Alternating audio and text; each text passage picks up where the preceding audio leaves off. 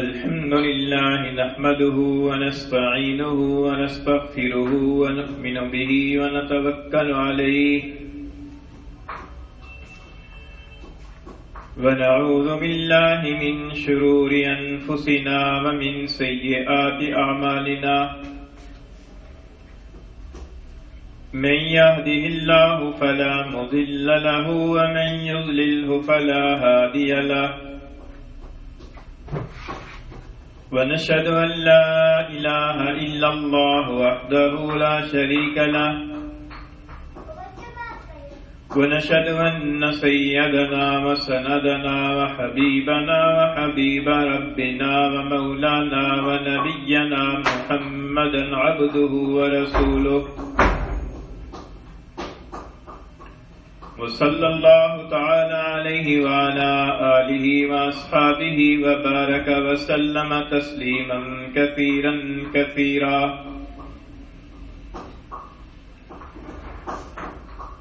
أما بعد فأعوذ بالله من الشيطان الرجيم بسم الله الرحمن الرحيم حافظوا على الصلوات والصلاة الوسطى وقوموا لله قانتين وقال الله تعالى في مقام آخر وأمر أهلك بالصلاة واصطبر عليها لا نسألك رزقا نحن نرزقك والعاقبة للتقوى وعن ابن مسعود رضي الله تعالى عنه قال سألت النبي صلى الله عليه وسلم أي الأمل يحب لله تعالى قال الصلاة على وقتها قلت ثم أي قال بر الوالدين قلت ثم أي قال الجهاد في سبيل الله وقال النبي صلى الله عليه وسلم مروا أولادكم بالصلاة وهم أبناء 7 سنين واضربوهم عليها وهم أبناء 10 سنين وفرقوا بينهم في المضاجع أو كما قال رسول الله صلى الله عليه وسلم صدق الله مولانا العظيم وصدق رسول النبي الكريم ونحن على ذلك لمن الشاهدين والشاكرين والصلاة والسلام على سيد الأنبياء والمرسلين والحمد لله رب العالمين. گرامی قدر سامعین، حضرات انبیاء کرام علیہم الصلوۃ والسلام اللہ تعالیٰ کے پیغام رساں اور اللہ تعالیٰ کی طرف بلانے اور دعوت دینے کا مقصد لے کر دنیا میں تشریف لاتے ہیں، اور تقریباً تمام ہی انبیاء اکرام علیہم الصلوۃ والسلام کی بنیادی اور پہلی تعلیم یہ ہوتی ہے کہ وہ اللہ تعالیٰ کا بندوں کو تعارف کرواتے ہیں، اللہ تعالیٰ کی صفات بتلاتے ہیں، اللہ تعالیٰ کی عظمت بتلاتے ہیں، اللہ تعالیٰ کی معرفت اور پہچان کرواتے ہیں. اور جب بندوں کے دل کے اندر اللہ تعالیٰ کی عظمت اور اللہ تعالیٰ کی پہچان اور معرفت پیدا ہو جاتی ہے تو پھر خود بخود بندوں کے اندر ایک شوق پیدا ہوتا ہے، ایک جذبہ پیدا ہوتا ہے کہ جو ذات اتنی عظیم ذات ہے اور جو ذات اتنی مہربان ذات ہے اور جس ذات کے ساتھ ہمارا سب کچھ جڑا ہوا ہے، اس ذات کی خاطر اور اس ذات کی خوشنودی کی خاطر کوئی کام کرنا چاہیے. جب یہ جذبہ اور شوق پیدا ہوتا ہے تو پھر خود بخود دل کے اندر یہ سوال بھی پیدا ہوتا ہے کہ اس ذات کی خوشنودی کا اور اس ذات کو راضی کرنے کا طریقہ کیا ہونا چاہیے، کون سا ایسا عمل ہونا چاہیے، کون سا ایسا طریقہ ہونا چاہیے کہ جس سے وہ عظیم الشان ذات خوش ہو اور اس عظیم الشان ذات کی رضا حاصل ہو. اور اس کے جو ہم پر حقوق ہیں وہ حقوق کسی درجے کے اندر ادا ہوں. تو پھر اللہ رب العزت کیونکہ بندے تو اس بات سے ناواقف ہیں کہ اللہ تعالیٰ کو کیسے راضی کیا جائے، تو پھر اللہ تعالیٰ اپنے بندوں ہی اپنے انبیاء کے ذریعے سے، اپنے پیغمبروں کے ذریعے سے اپنے بندوں کو طریقہ بتلاتے ہیں کہ کون سا طریقہ اختیار کیا جائے کہ جس سے اللہ تعالیٰ کی رضا حاصل ہو. ان طریقوں کو عبادت کہا جاتا ہے. اللہ تعالیٰ کی طرف سے مختلف احکام نازل کیے جاتے ہیں کہ فلاں حکم کی پر عمل کیا جائے، فلاں حکم پر عمل کیا جائے، فلاں کام سے بچا جائے، فلاں کام سے بچا جائے، اور ان احکام کی پر عمل کرنا یہ دراصل عبادت خداوندی کہلاتا ہے. اور ایک عاجز بندہ اللہ تعالیٰ کی حضور میں اللہ تعالیٰ کو خوش کرنے کے لیے اور اللہ تعالیٰ کی رضا حاصل کرنے کے لیے عبادت ہی کر سکتا ہے، بندگی ہی کر سکتا ہے. اس کے علاوہ اور بندے کے پاس کچھ نہیں ہے کہ جو اللہ تعالیٰ کی حضور میں پیش کرے اور اللہ تعالیٰ کی رضا اور خوشنودی حاصل کرنے کے لیے اس کو صرف کرے. کیونکہ انسان کے پاس جو کچھ ہے وہ سب اللہ کا دیا ہوا ہے. انسان کی جان ہے اللہ تعالیٰ کی دی ہوئی ہے، انسان کے پاس زندگی ہے اللہ تعالیٰ کی دی ہوئی ہے، انسان کے پاس ظاہری اور باطنی اعضاء اور قوتیں اور صلاحیتیں ہیں، یہ سب اللہ کی دی ہوئی ہیں. انسان کے پاس کھانے پینے کی جو چیزیں ہیں یہ سب اللہ تعالیٰ کی پیدا کی ہوئی ہیں. انسان کے پاس لباس ہے اللہ تعالیٰ کا دیا ہوا ہے، انسان کے پاس رہائش ہے اللہ تعالیٰ کی دی ہوئی ہے. یہ ساری چیزیں تو اللہ تعالیٰ کی دی ہوئی ہیں. اب انسان کے پاس کیا ہے کہ جو اللہ تعالیٰ کی حضور میں پیش کرے اور جس سے اللہ تعالیٰ اس سے راضی اور خوش ہوں؟ وہ ایک چیز ہے، وہ یہ کہ بندہ اپنی عاجزی اللہ کے حضور میں پیش کرے، بندہ اپنی بندگی اللہ تعالیٰ کی حضور میں پیش کرے تو اللہ تعالیٰ کی خوشنودی اس طریقے سے حاصل ہوتی ہے. اللہ تعالیٰ نے مختلف احکام دیے ہیں، لیکن ان تمام احکام کے اندر خاص الخاص جو بندگی کا تصور ملتا ہے وہ ایک عمل میں ملتا ہے، اور وہ عمل ہے نماز. اس لیے کہ نماز کے اندر انسان سراپا عاجزی اختیار کرتا ہے. باقی جتنے احکام ہیں ان احکام کے اندر اس طرح کی عاجزی کا تصور نہیں ہے. مثال کے طور پر زکوٰۃ کا حکم ہے، وآتوا الزکاۃ، زکوٰۃ ادا کرو. زکوٰۃ کیا ہے؟ زکوٰۃ یہ ہے کہ مال کا کچھ حصہ اپنے جیسے کسی محتاج بندے کو دینا. تو یہ جو دینا ہے، جو زکوٰۃ کے اندر ایک بنیادی ایک رکن ہے، تو یہ دینا اللہ تعالیٰ کی شان ہے، اللہ تعالیٰ کی صفت ہے. کیونکہ اللہ تعالیٰ دینے والے ہیں، سارے بندوں کو اللہ ہی دینے والا ہے، براہ راست بھی اللہ دینے والا ہے، بالواسطہ بھی اللہ ہی دینے والا ہے. تو اس کے اندر عبادت کا تصور صرف اس وجہ سے ہے کہ اللہ تعالیٰ کا حکم ہے تو یہ عبادت بن گئی.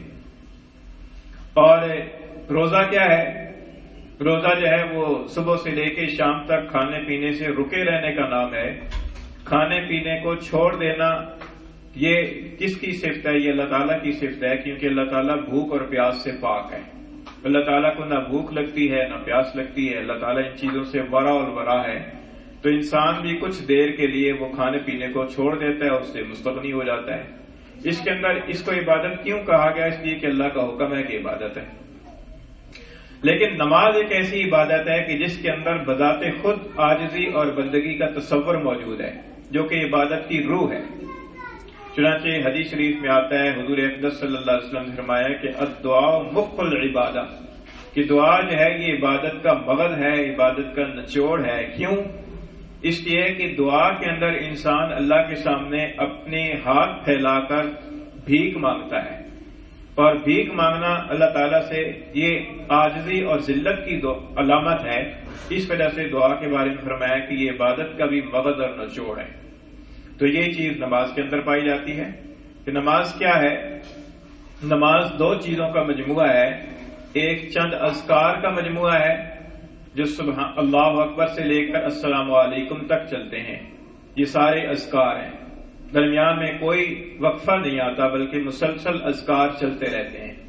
کہیں اللہ تعالیٰ کی حمد و ثنا ہے، کہیں اللہ تعالیٰ سے دعا ہے، کہیں اللہ تعالیٰ کے کلام کی تلاوت ہے، کہیں تسبیح ہے رکوع کی، کہیں سجدے کی تسبیح ہے، کہیں اتحیات کی صورت میں اللہ کے حضور میں عاجزی کے کلمات پیش کرنا ہے، کہیں اللہ تعالیٰ کے مقبول بندے حضور اقدس صلی اللہ علیہ وسلم پر درود شریف بھیجنا ہے، کہیں اللہ تعالیٰ سے دعا مانگنا ہے.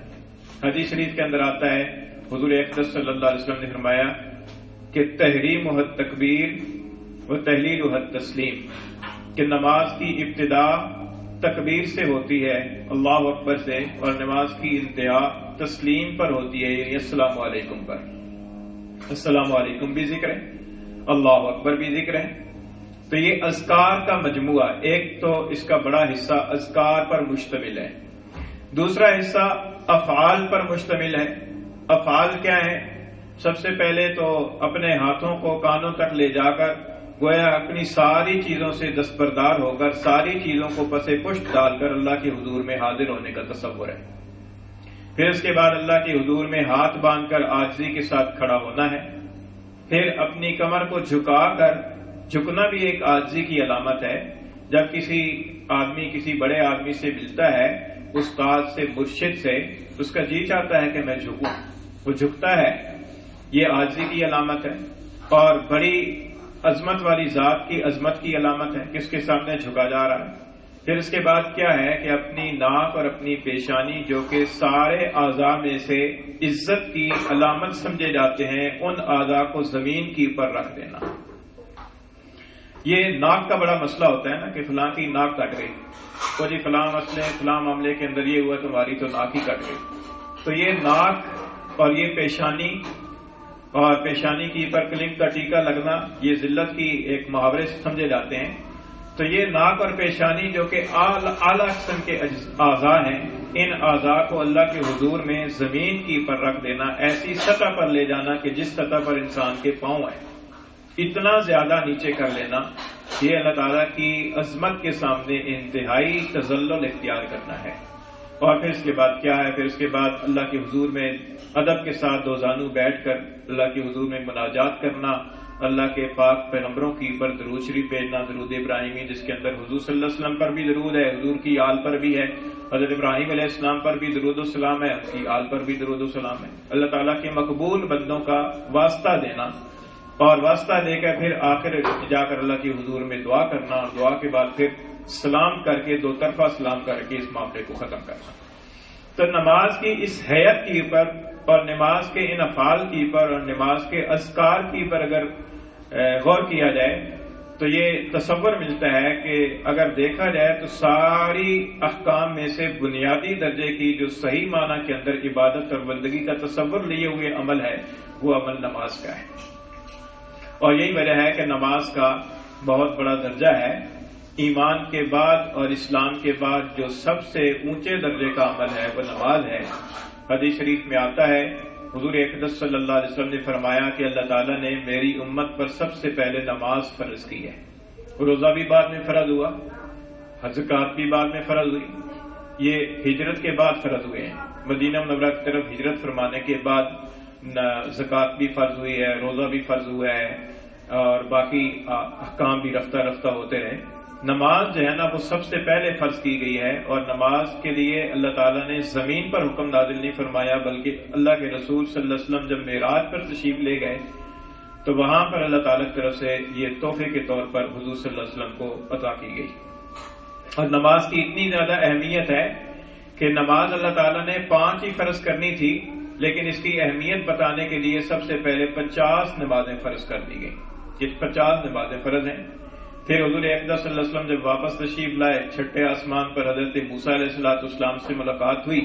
حضرت موسیٰ علیہ السلام نے پوچھا کہ کیا تحفہ ملا ہے، تو بتایا کہ 50 نمازیں۔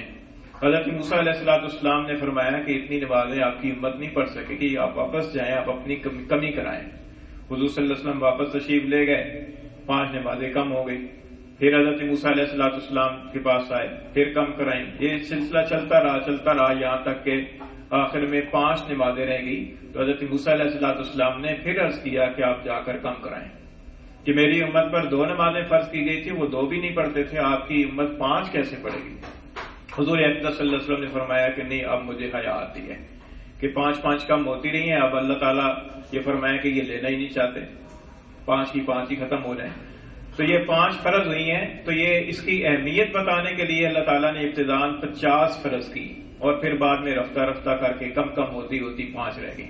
تو میں عرض کر رہا تھا کہ حضور صلی اللہ علیہ وسلم نے فرمایا کہ میری امت پر سب سے پہلے نماز فرض کی گئی ہے، اور قیامت کے دن سب سے پہلے حساب بھی نماز کا ہوگا، سب سے پہلے نماز کا حساب ہوگا۔ پھر فرمایا کہ جس کی نماز پوری نکل آئی اس کے باقی اعمال بھی پورے نکل آئیں گے، باقی اعمال جیسے دوسرے احکام ہیں ان کی پر عمل کرتا ہے انسان۔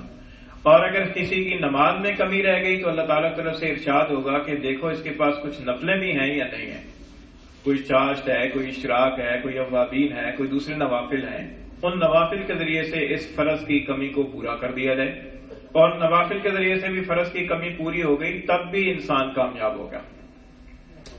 اور اس کے بعد پھر باقی اعمال کا اسی طریقے سے حساب ہوگا۔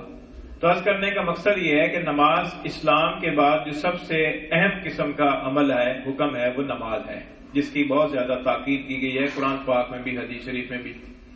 اور پھر حضور اقدس صلی اللہ علیہ وسلم نے اپنے آخری لمحات میں جن چیزوں کی امت کو تاکید فرمائی ہے ان میں نماز ہے۔ فرمایا کہ الصلاۃ وما ملکت ایمانکم، کہ نماز کا خیال رکھنا اور اپنے غلاموں بانیوں کا خیال رکھنا، ملازمین کا خیال رکھنا، ماتحتوں کا خیال رکھنا، کمزور طبقہ ہے۔ تو حضور اقدس صلی اللہ علیہ وسلم نے اپنے آخری اوقات میں دو چیزوں کی وصیت فرمائی، ایک نماز کی جو حق اللہ ہے، حقوق اللہ کے اندر سب سے اعلیٰ درجے کا عمل، اور دوسرے اپنے غلاموں اور بانیوں کی، ماتحتوں کی، کہ جو حقوق العباد کے اندر جو کمزور طبقہ ہے اس کا خیال رکھنے کی تعلیم فرمائی۔ تو یہ نماز کی اہمیت بتانے کے لیے ہے۔ پھر نماز کے اسلام کے جو باقی ارکان ہیں جیسے زکوٰۃ ہے اور روزہ ہے اور حج ہے، ان ارکان کے لیے کوئی باقاعدہ دعوت نہیں دی جاتی، بلایا جاتا ہو کہ آؤ بھائی یہ عمل کر لو۔ احکام موجود ہیں قرآن میں بھی، حدیث میں بھی، لیکن دعوت نہیں ہے۔ نماز ایک ایسا عمل ہے جس کے لیے دعوت دی جاتی ہے، روزانہ 5 وقت میں بلایا جاتا ہے نماز کی طرف، حی علی الصلاۃ کہہ کر، حی علی الفلاح کہہ کر نماز کی طرف بلایا جاتا ہے۔ روزانہ 5 مرتبہ بآواز بلند سب کو دعوت دی جاتی ہے کہ نماز کے لیے آئیں۔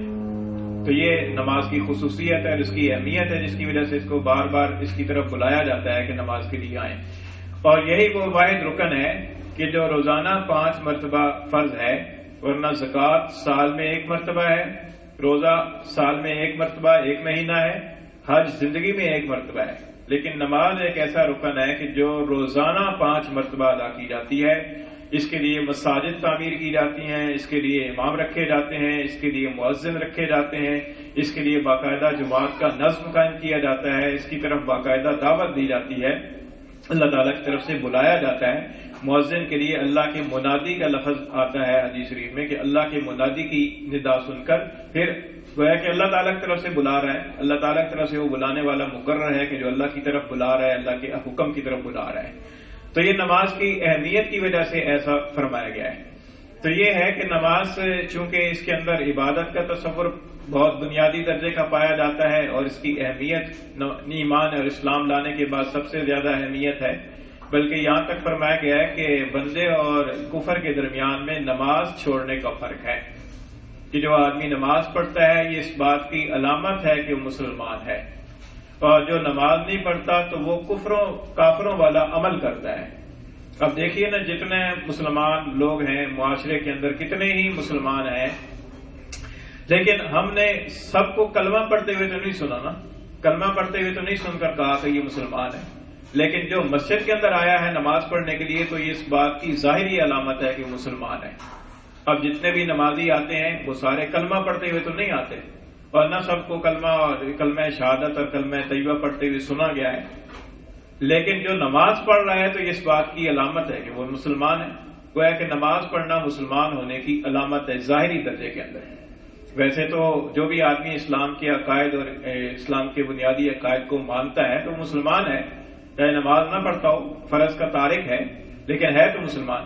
لیکن مسلمانی کی جو ظاہری علامت ہے اور ظاہری پہچان ہے وہ زکوٰۃ نہیں ہے، وہ روزہ نہیں ہے، کیونکہ زکوٰۃ تو پتہ بھی نہیں چلتا کہ کس نے کس کو دی ہے، زکوٰۃ دی ہے یا قرضہ دیا ہے یا کیا دیا ہے، اور روزے کا تو پتہ ہی نہیں چلتا کیونکہ روزہ تو چھوڑنے کا نام ہے۔ ایک آدمی 2 گھنٹے نہ کھائے پیے، 4 گھنٹے نہ کھائے پیے، سارا دن نہ کھائے پیے، کیا پتہ چلتا ہے کس کا روزہ ہے یا نہیں ہے؟ ظاہری علامت جو اسلام کی ہے وہ نماز ہے، کیونکہ نماز ایک ظاہری عمل ہے، ایک نظر آنے والا عمل ہے، اور اجتماعی صورت کے اندر علل اعلان ادا کیے جانے والا عمل ہے. تو اسی وجہ سے حدیث شریف میں آتا ہے کہ جس کو دیکھو کہ وہ مسجد میں آنے کی جانے کا عادی ہے تو اس کے مسلمان ہونے کی گواہی دو. کہ وہ مسجد کے اندر آتا جاتا ہے، نماز پڑھتا ہے، نماز پڑھتے ہوئے نظر آتا ہے، تو اس کا مطلب یہ ہے کہ وہ مسلمان ہے، کیونکہ مسلمانوں والا کام کر رہا ہے، اسلام کا بنیادی رکن ادا کر رہا ہے. اور جو معاشرہ یا جو گاؤں یا جو بستی ایسی ہے کہ جس کے اندر کوئی نمازی ہی نہیں ہے تو کیا پتا چلے گا کہ کون مسلمان ہے کون کافر ہے. تو یہ پہچان بتائی گئی. حضور صلی اللہ علیہ وسلم نے فرمایا کہ بندے کے اور کفر کے درمیان میں فرق کرنے والی چیز نماز ہے.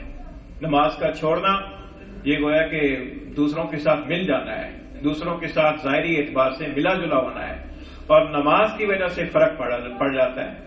اس وجہ سے قرآن مجید کے اندر بھی اور احادیث کے اندر بھی اس کی بڑی تاکید کی گئی ہے. تو اس سلسلے کے اندر 2 آیات کریمہ میں نے مختلف مقامات سے آپ کے سامنے پڑھی ہیں. ایک آیت کریمہ تو سورہ بقرہ کی ہے، دوسرے پارے سے اللہ تعالیٰ ارشاد فرماتے ہیں کہ حافظوا علی الصلوات والصلاۃ الوسطی، کہ نمازوں کی حفاظت کرو اور درمیانی نماز کی خاص طور پر. وقوموا للہ قانتین، اور اللہ تعالیٰ کے سامنے عاجز بن کر کھڑے رہو. اللہ تعالیٰ کے سامنے فرما بردار بن کر عاجز بن کر کھڑے رہو. حافظ علی الصلوات، نمازوں کی حفاظت کرو. دیکھیں حفاظت اس چیز کی جاتی ہے کہ جو ظاہری اعتبار سے نظر آتی ہو.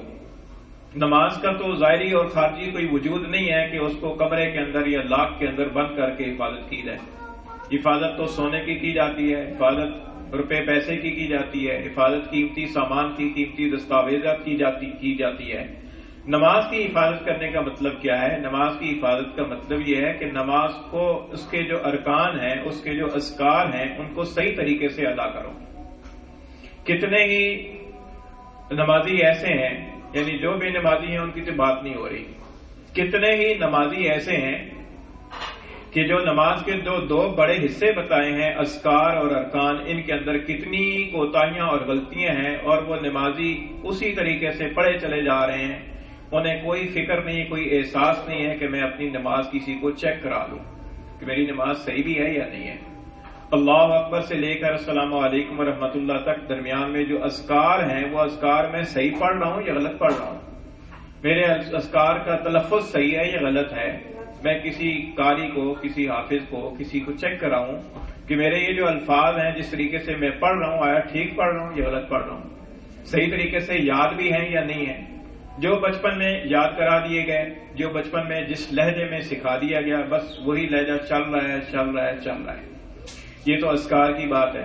ارکان کے اندر یہ ہے کہ نماز کے فرائض کتنے ہیں، کون سا عمل کس طریقے سے کر دیا جائے تو نماز فاسد ہو جاتی ہے، اور کون سا رکن رہ جائے تو اس کا کیا تلافی کا کیا طریقہ ہے، کون سا رکن بھول جائے آدمی تو پھر اس کے سجدہ صاف کرنے کا کیا طریقہ ہے. اذکار کے بارے میں بھی لا علمی ہے. اور یہ نمازی حضرات کی بات ہو رہی ہے کہ جو نماز پڑھتے ہیں، جو نہیں پڑھتے ان کا تو ایک بہت ہی بڑے درجے کا ایک گناہ ہے، کبیرہ گناہ ہے. لیکن جو پڑھتے ہیں ان کے اندر بھی یہ احساس اور یہ فکر نہیں ہے کہ اپنی نماز کو درست طریقے سے پڑھا جائے، کیونکہ نماز کا صرف پڑھنا ہی کافی نہیں ہے، بلکہ نماز کے بارے میں تو حکم یہ ہے کہ اقیم الصلاۃ، نماز قائم کرو. نماز کا قائم کرنا یہ ہے کہ نماز کو جس طریقے سے پڑھنے کا حکم ہے اس طریقے سے پڑھا جائے. نماز کے ارکان، اس کے آداب، اس کے مستحبات، اس کے واجبات، اس کی سنتیں، اور جماعت کے ساتھ باقاعدہ اہتمام کے ساتھ پڑھنا، یہ ساری چیزیں اس کے اندر شامل ہوتی ہیں. پھر نماز کی حفاظت کے اندر یہ بھی داخل ہے کہ نماز کے اوقات کی حفاظت کی جائے. بہت سارے نمازی ہیں، نماز پڑھتے ہیں لیکن بسا اوقات اپنے وقت کو ٹلا کر پڑھتے ہیں، بعض تو قضا کر کے پڑھتے ہیں اور بعض مکروہ وقت داخل کر لینے کے بعد پڑھتے ہیں. یہ بھی حفاظت کے خلاف ہے. نماز کی حفاظت کا طریقہ یہ ہے کہ اللہ تعالیٰ نے ارشاد فرمایا کہ ان الصلاۃ کانت علی المؤمنین کتابا موقوتا، کہ نماز ایمان والوں پر ایک مقررہ وقت کے اندر فرض کی گئی ہے. اس کے اوقات ہیں، اوقات مقررہ کے اندر نماز کو ادا کیا جائے. ان اوقات کے اندر بھی جو مکروہ وقت ہے اس مکروہ وقت سے پہلے ادا کیا جائے، مکروہ وقت آنے سے پہلے ادا کیا جائے تاکہ اس کا مکروہ وقت شروع نہ ہو جائے. مکروہ وقت کے اندر بھی ادا کرنا غنیمت ہے، ادا کر لیں، ادا ہو جائے گی، قضا نہیں ہوگی. لیکن مکروہ وقت کے اندر ادا کرنے کا اتنا ثواب نہیں ہے، اس کے بارے میں وعید فرمائی گئی ہے۔ اس لیے مکروہ اوقات کے آنے سے پہلے انسان کو بر وقت ادا کرنا چاہیے اور جماعت کے ساتھ ادا کرنا چاہیے۔ تو اس لیے اللہ تعالیٰ نے ایک جگہ یہ فرمایا ہے کہ حافظوا للصلوات، کہ نمازوں کی حفاظت کرو۔ حفاظت کے اندر وہ ساری چیزیں جو نماز کے تقاضے ہیں وہ شامل ہیں۔ حدیث شریف کے اندر آتا ہے کہ اللہ کے رسول نے فرمایا کہ بدترین چور وہ ہے کہ جو نماز سے بھی چوری کر لے۔ نماز سے چوری کیسے کر لے؟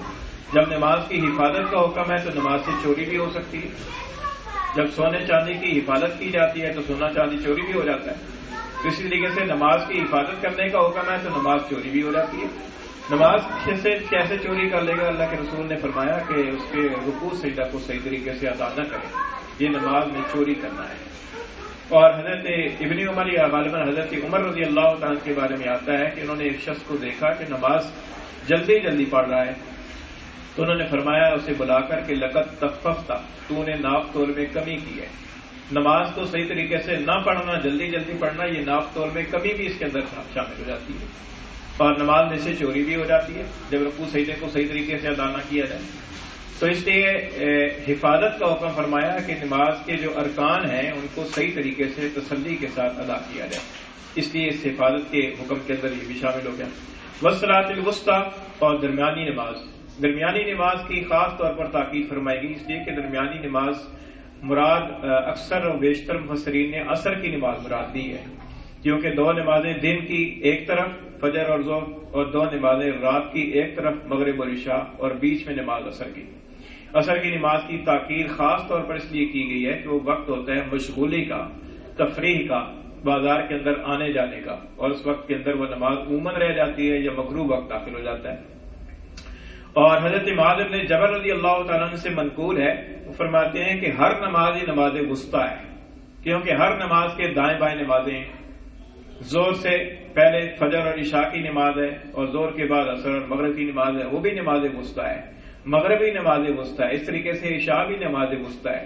حضرت معاذ بن جبل رضی اللہ عنہ فرماتے ہیں کہ ہر نماز ہی نماز وسطیٰ ہے، اور ہر نماز ہی کی اس طریقے سے حفاظت کرنی چاہیے۔ وقوموا للہ قانتین، اور فرمایا کہ عاجزی سے اللہ تعالیٰ کے حضور میں عاجز بن کر کھڑے رہو، یعنی اللہ تعالیٰ کے حضور میں جب قیام ہو تو قیام کے اندر بھی عاجزی ہو، یہ نہ ہو کہ ہاتھ باندھے ہوئے ہیں اور کنکھیوں سے ادھر ادھر دیکھ رہے ہیں یا چہرہ گھما کر دیکھ رہے ہیں یا توجہ کہیں اور ہے، تو وہ ظاہری اعتبار سے تو تواضع والی حیت ہے لیکن حقیقی اعتبار سے تواضع نہیں ہے۔ تو قوموا للہ قانتین، اللہ کے سامنے عاجز بن کر کھڑے رہو۔ تو یہ اس آیت کریمہ کے اندر اللہ تعالیٰ نے نماز کے حوالے سے ارشاد فرمایا ہے۔ اللہ تعالیٰ سے دعا ہے کہ اللہ تعالیٰ ہمیں صحیح معنوں کے اندر نماز کا پابند بنائے۔